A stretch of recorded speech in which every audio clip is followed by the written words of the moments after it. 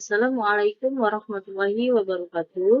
Di sini saya akan menjelaskan sedikit tentang meninggalkan perbuatan syirik. Video ini dibuat untuk memenuhi tugas ujian tengah semester pada mata kuliah hadis tafsir tematik. Sebelum saya menjelaskan, terlebih dahulu saya akan memperkenalkan diri saya. Saya Widi Artika Basri, NIM 0142121001, kelas Manajemen Dakwah A semester 5. Di sini saya dibimbing langsung oleh Bapak Haji Muhammad Iqbal Amuin LCMA. Baiklah, langsung saja kita masuk kepada pengertian larangan untuk meninggalkan syirik. Syirik adalah sebesar-besar dosa yang wajib kita jauhi, karena perbuatan syirik menyekutukan Allah menyebabkan kerusakan dan bahaya yang besar, baik dalam kehidupan pribadi maupun dalam kehidupan bermasyarakat. Syirik merupakan penyebab turunnya derajat dan martabat manusia ke tempat paling hina dan paling rendah. Karena itu, wahai para pembaca yang beriman yang dirahmati Allah, marilah kita bertaubat atas segala perbuatan syirik yang telah kita perbuat, dan marilah kita peringatkan dan kita jauhkan masyarakat di sekitar kita, anggota keluarga kita, dan sanak famili kita. Baiklah, di sini saya akan menjelaskan apa sih dari macam dan bentuk syirik. Di sini macam syirik yaitu syirik akbar. Syirik akbar sendiri adalah menjadikan selain daripada Allah Subhanahu wa Ta'ala sebagai tujuan dalam beribadah. Misalnya, memohon dan bernazar sesuatu kepada selain Allah, takut kepada kuburan, jin, atau setan, serta percaya bahwa semua itu bisa memberi bahaya. Yang kedua, syirik aksyar.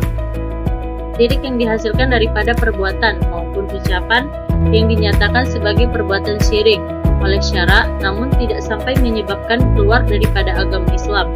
Namun macam-macam syirik ini bisa menjadikan pengantar melakukan syirik akbar. Baiklah, di sini saya akan menjelaskan apa sih bentuk-bentuk dari syirik.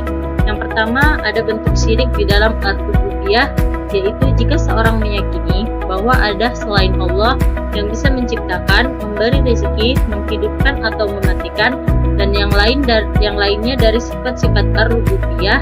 Orang-orang seperti ini keadaannya lebih sesat dan lebih jelek daripada orang-orang kafir terdahulu.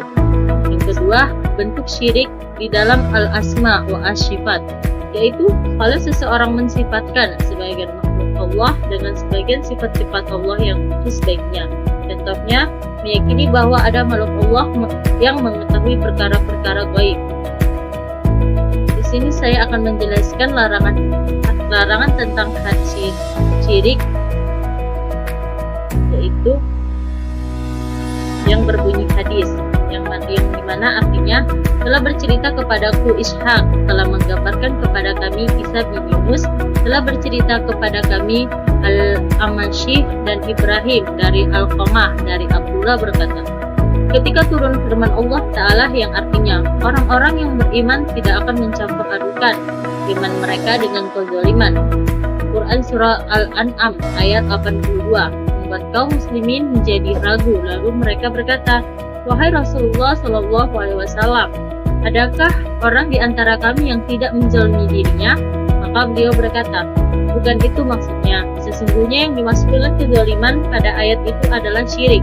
Apakah kalian belum pernah mendengar apa yang diucapkan Luqman kepada anaknya saat dia memberi pelajaran? Wahai anakku, janganlah kamu berbuat syirik atau menyekutukan Allah, karena sesungguhnya syirik itu benar-benar kezaliman yang besar. Hadis riwayat Al-Bukhari.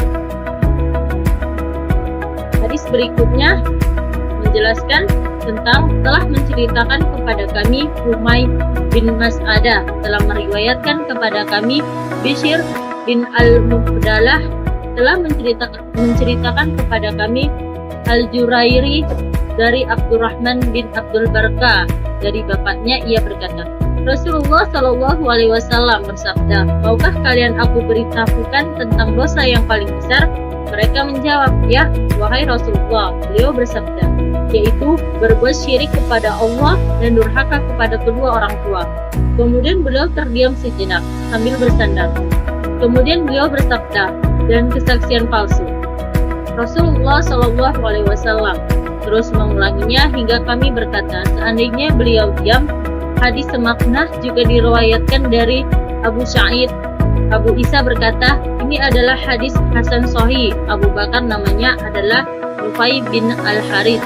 Hadis riwayat At-Tirmidzi. Baiklah, dari semua penjelasan dapat kita simpulkan bahwa Al-Quran mengatakan bahwa orang yang mempersekutukan Allah sesungguhnya mereka telah melakukan dosa besar karena membawa manusia kepada kezaliman yang sangat besar.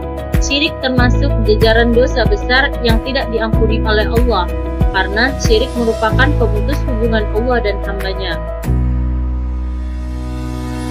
Sekian presentasi yang dapat saya sampaikan. Terima kasih. Assalamualaikum warahmatullahi wabarakatuh.